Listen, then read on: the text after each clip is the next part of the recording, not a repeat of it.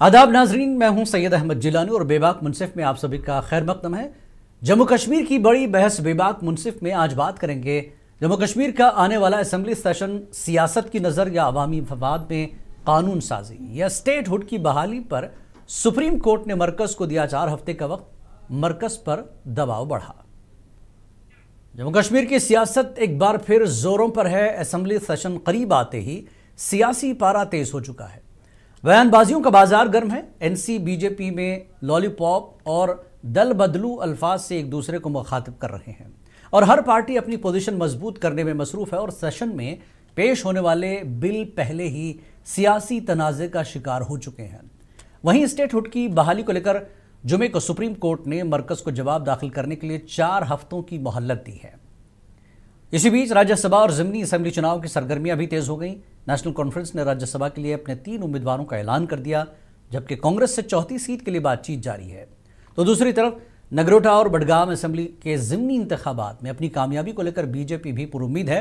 उधर नई दिल्ली में गुज़श्ता रोज़ एक आला सतही सिक्योरिटी मीटिंग में जम्मू कश्मीर की मौजूदा सूरत हाल का जायजा लिया गया, जिसमें मरकजी वज़ीर दाखिला अमित शाह ने दावा किया कि जम्मू कश्मीर में दहशत गर्दी का नेटवर्क तकरीबन खत्म हो चुका है।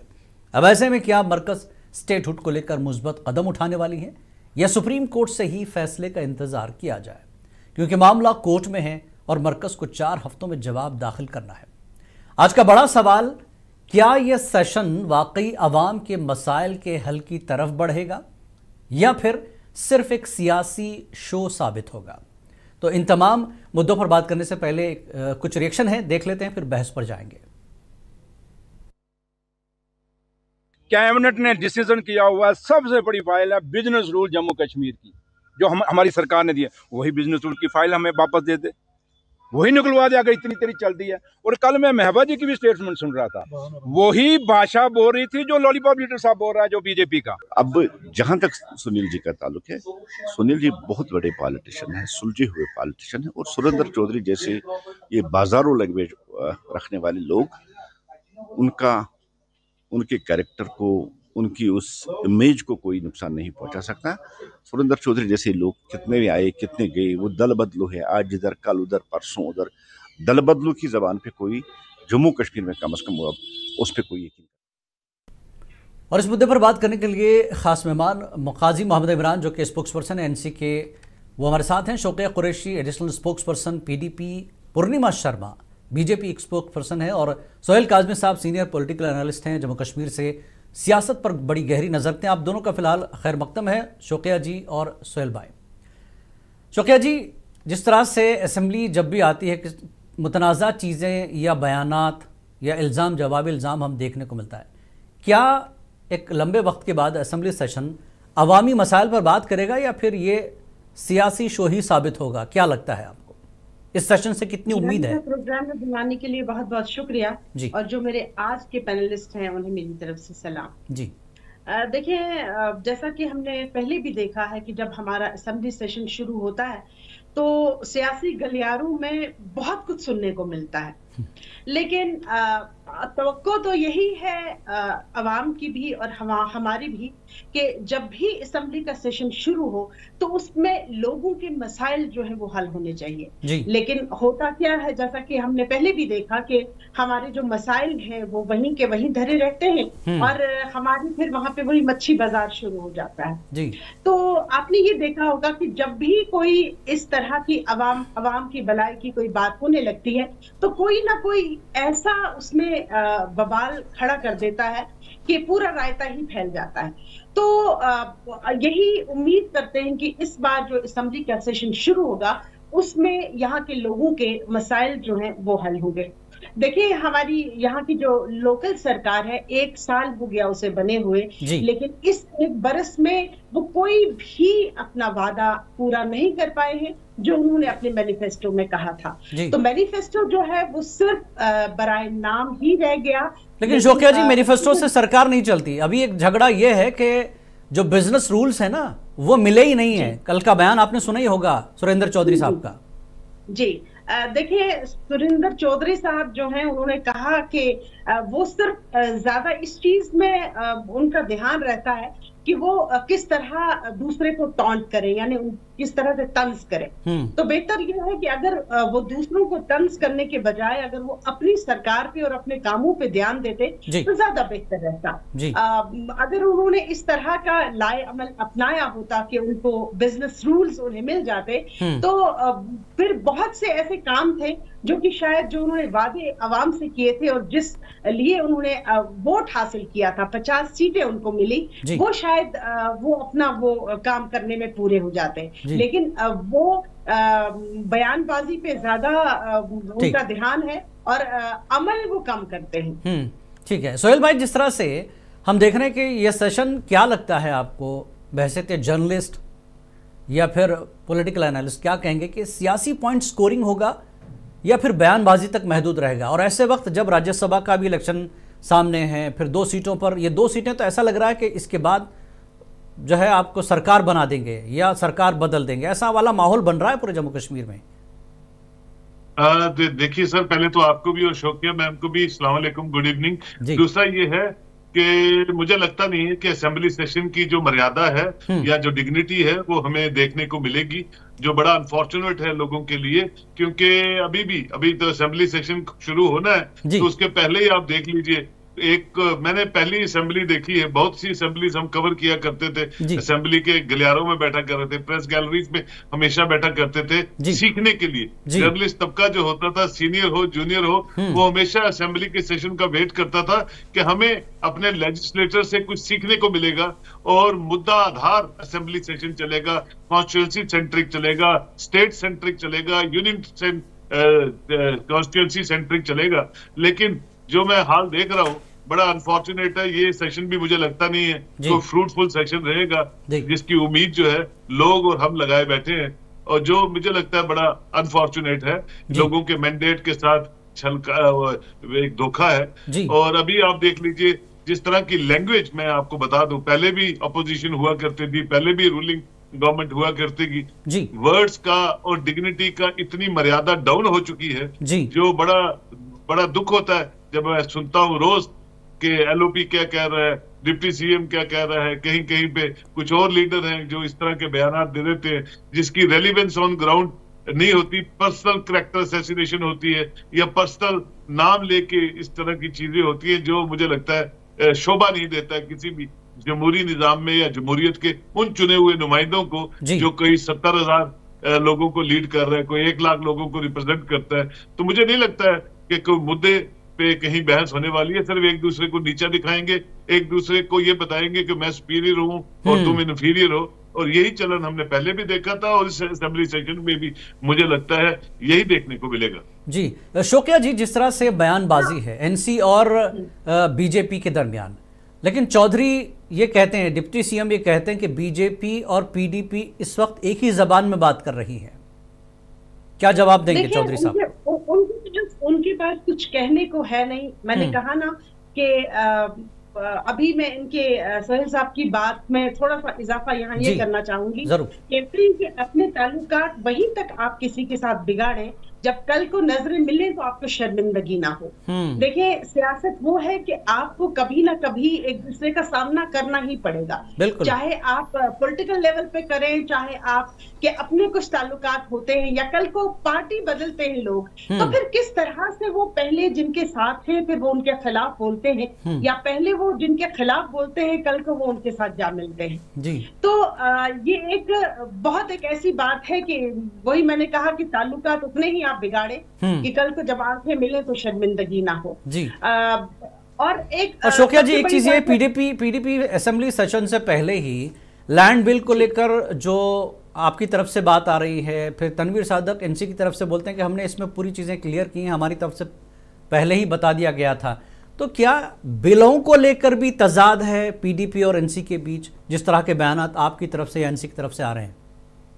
देखिए, आपने जैसे कि पहले भी देखा होगा कि हमने ये बिल पेश की थी कि यहाँ के लोगों की जो जमीनें हैं, देखिए जो गरीब नाजायज जमीन पे कौन कब्जा करेगा, या तो जो बहुत बड़े लैंड माफिया हैं, हम उनकी बात नहीं कर रहे हैं, उनसे तो अगर सारी भी ले लें तो कोई बात नहीं, लेकिन जिनके पास 6-8 मरले जमीन है और वो मुश्किल से अपने लिए कोई उस पे घर बना रहे हैं, उन लोगों को अपनी अपनी एक छत मिलनी चाहिए। उन लोगों को अपने मालिकाना हकूक मिलने चाहिए। देखिए यहाँ हम हमारी यहाँ के लोग जो है, हमारे जो बहुत हायर अथॉरिटीज हैं, वो यहाँ उन लोगों को ला रहे हैं और उन लोगों के नाम जमीनें कर रहे हैं जो कि पहले मल्टी मिलियनर्स हैं, और उन लोगों से छीन रहे हैं, उनके मुंह का निवाला छीन रहे हैं, जिन्हें शायद दो रोटी भी नसीब नहीं होती है। तो ये हम इस बात के लिए बिल्कुल अड़े हुए हैं कि उन लोगों पे रहम किया जाए जिन लोगों के पास जमीनें हैं नाजायज, जिनको कहा जाता है कि नाजायज कब्जा है, लेकिन वो उस पे ना कोई होटल बना रहे हैं, ना उस पे वो कोई कॉम्प्लेक्स बना रहे हैं, वो सिर्फ अपने लिए छत चाहते हैं। देखिए जहां तक और ताल्लुक है, हम यहाँ के जो हमारे पास होटल्स हैं, जैसे जो लीज पे हैं, ये सिर्फ होटल्स नहीं है, उसमें सैकड़ों की तादाद में मुलाजिम जो है वो काम करते हैं। यहाँ के जो प्ले ग्राउंड्स हैं, जो कि आप या तो बाहर के लोगों को दे रहे हैं या फिर पुलिस को या आर्मी को दे रहे हैं, वहाँ यहाँ के बच्चे खेलते हैं। तो हर चीज ही अगर हमसे छीनी जाएगी तो आप ये सोचेंगे। तो क्या लगता है ये दूसरों को लीज पर दिया जाए या दूसरों को दिया जाए तो नौजवानों का रोजगार, या जो लोग कश्मीर के लोग रोजगार वहां पाते हैं, वो भी इससे बेदखल हो जाएंगे? खदशा है आपको? जी बिल्कुल है, बिल्कुल है। हम यही तो कह रहे हैं कि जिससे आप बाहर नहीं, लेकिन वहां पर अगर रोजगार आएगा, बढ़ेगा, तो मकामी लोगों को फायदा भी तो होगा। देखें यहाँ की हमारी जो बड़ी कंपनीज है ना, अगर आप सब सारी फरिस्त को खंगालेंगे तो बाहर की भी जो कंपनीज है वो कश्मीरी नौजवानों को काम नहीं दे रही हैं। उसमें भी मोस्टली जो है वो आपको बाहर के लोग मिलेंगे। मैं आपको कितनी ही यहाँ की बड़ी फर्म्स गिनवा सकती हूँ जिसमें बाहर के भी लोग उन्होंने काम के लिए लाए हैं। यहाँ पे आप ये देखें कि हमारा ये जो यहाँ ठेका मिला इसका, जो हमारे यहाँ पे काम था स्मार्ट सिटी का, उसमें भी आप कि कहां से उसमें कॉन्ट्रैक्टर्स आए हैं। हमारे यहाँ पे जितने कॉन्ट्रैक्टर्स आते हैं वो आप देखें, इन्होंने एम्पेनलमेंट इस तरह से की है कि यहाँ के लोकल लोगों को काम नहीं मिलता है, इंडस्ट्रीज की तो बात ही नहीं। ये एक ऐसा मामला है, ये एक बहुत बड़ा ऐसा खेल है कि जिसमें हर तरफ से हमारे जो जम्मू कश्मीर का नौजवान है, जम्मू कश्मीर के जो लोग हैं, वो बेमौत मारे जा रहे हैं। ठीक है, पूर्णिमा शर्मा जी भी हमारे साथ जुड़ चुकी हैं, बीजेपी की स्पोक्स पर्सन है। बहुत बहुत आपका स्वागत है पूर्णिमा जी। पूर्णिमा जी, जिस तरह से इलेक्शन सामने है, राज्यसभा का 2 सीटों पर भी जो है बाइपोल होना है, और ऐसे में असेंबली सेशन आ रहा है, इस सेशन से कितनी उम्मीदें बीजेपी को है?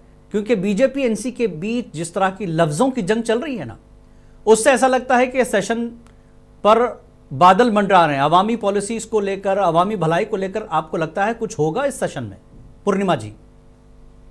हमारी तो लोकतंत्र में पूरा विश्वास है जी, और हमारा असेंबली लोकतंत्र का एक मंदिर है जी, और उस मंदिर में जो हमारा सेशन लगने वाला है और उसमें वो डेवलपमेंट में कार्य हम एक्सपेक्ट कर रहे हैं कि जो जनता अपेक्षा लगा के सरकार से बैठी हुई है, 1 साल पूरा सरकार का हो गया है जी, ठीक है।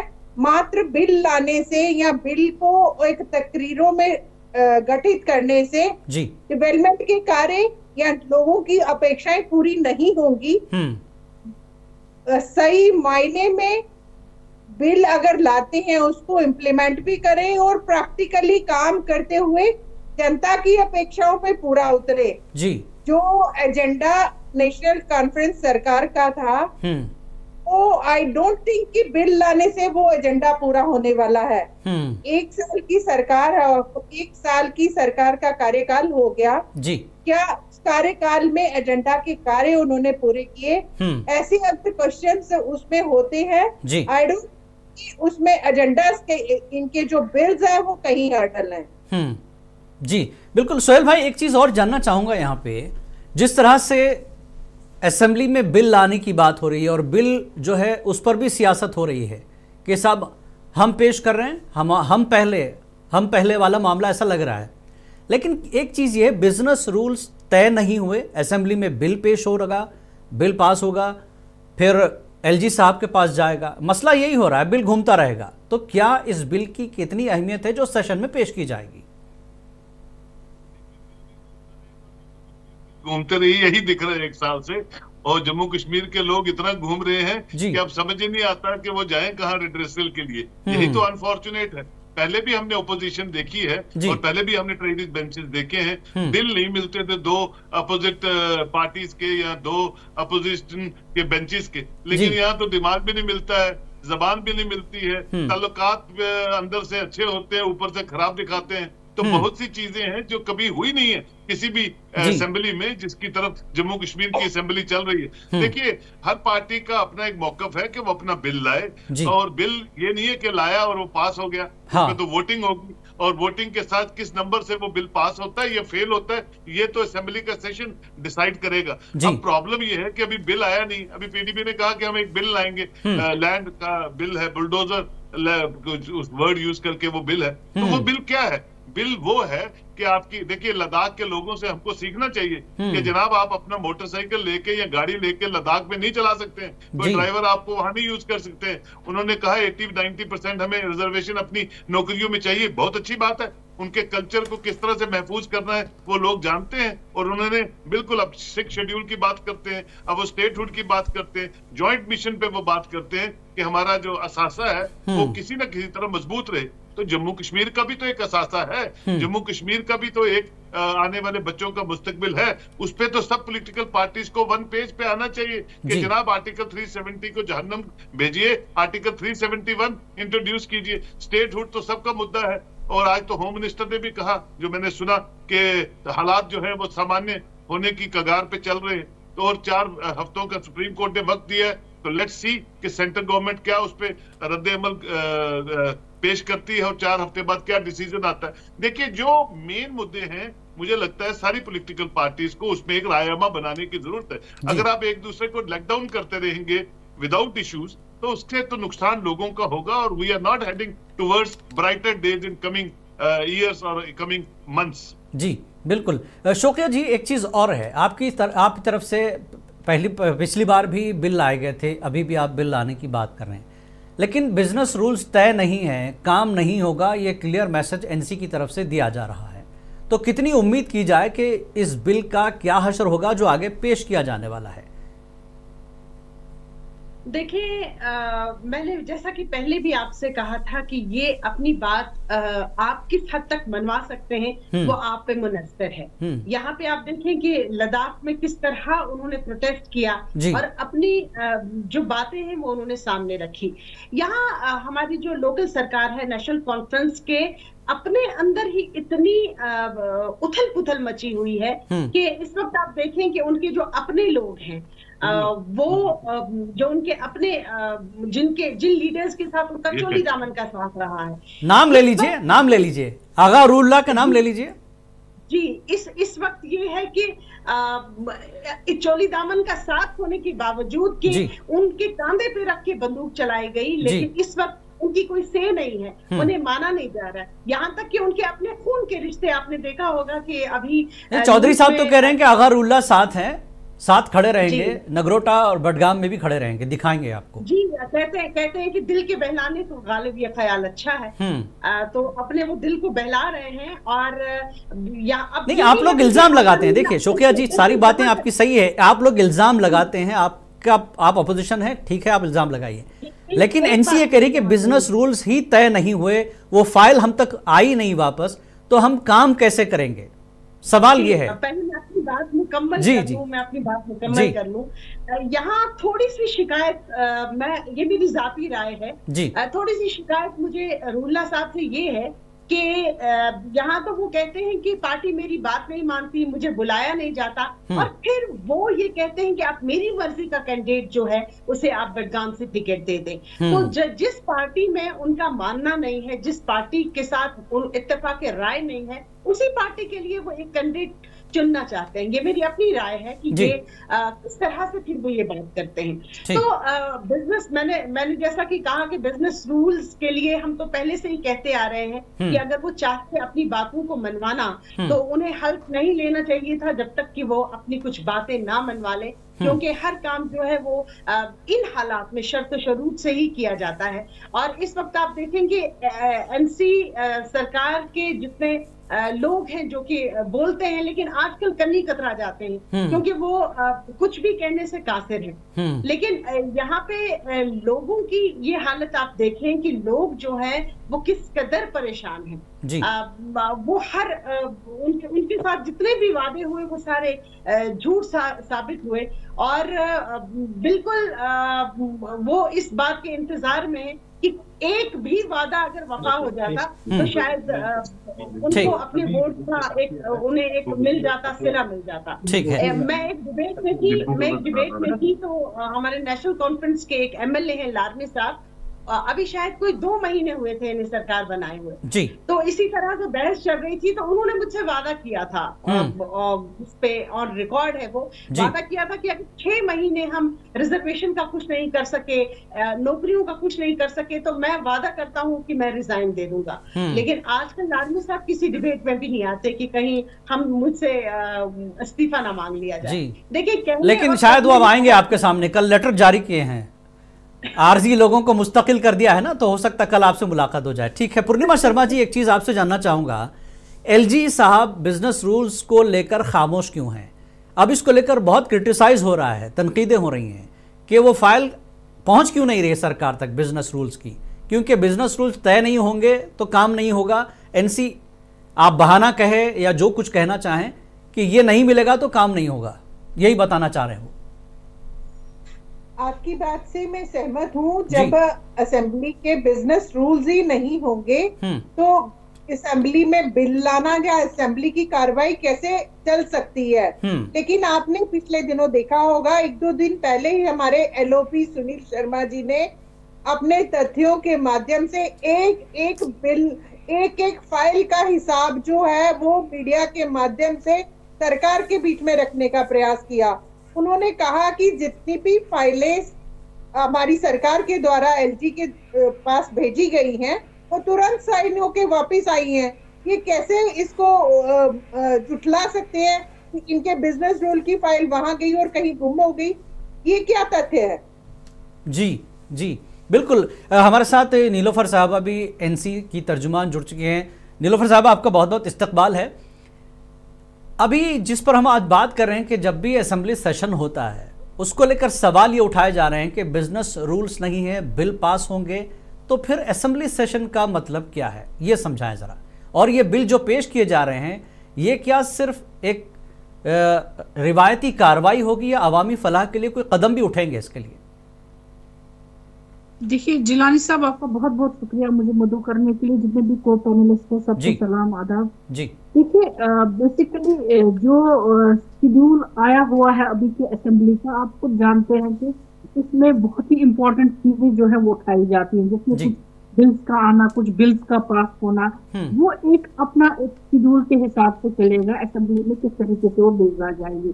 लेकिन जहां तक बिजनेस रूल है, बिजनेस रूल का ताल्लुक इसमें है कि रिऑर्गेनाइजेशन एक्ट में ही प्रोवाइड है कि जब तक बिजनेस रूल नहीं आपको आते हैं वो आपको आपकी लिमिटेशंस बताएगा, आपने कितने हद तक आपने अपना पावर इस्तेमाल करना है और किस तरीके से वो इस्तेमाल करना है। अनफॉर्चुनेटली जो अब 1 साल होने को आया, इस 1 साल में कितनी बार ये जो फाइट थी बिजनेस रूल्स की बहुत बार भेज दी गई, लेकिन अनफॉर्चुनेटली कोई ना कोई उसमें नुक्स निकाल कर वो वापस भेज दी जाती। और इस वक्त भी वो LG साहब के टेबल पर आता है जहां पर एक सिग्नेचर के मोहताज है वो, और 1 साल से वो सिग्नेचर जो है नहीं हो रहा है।